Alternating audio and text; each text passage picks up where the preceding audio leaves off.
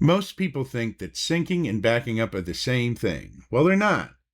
And knowing the difference can save your files from disaster. Putting your files in a cloud folder is useful, but it does not automatically mean you have a backup. The difference only becomes obvious after something goes wrong. Sync keeps your current working files matched across places. Edit a file here, and the new version appears there.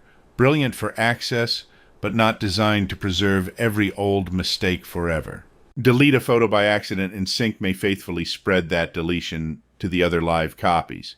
It did its job. That is why several matching copies are not necessarily several backups. A backup has a different job.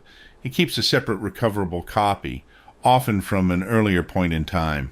After the live file disappears, you can restore a version that existed before the mistake. Version history and recycle bins can help, but their retention and limits can vary. Treat them as a safety net, not a reason to skip a recovery plan. Sync is for keeping work available. Backup is for getting work back. Keep important files in more than one place, make at least one copy separate, and test a restore before disaster gives you a surprise exam.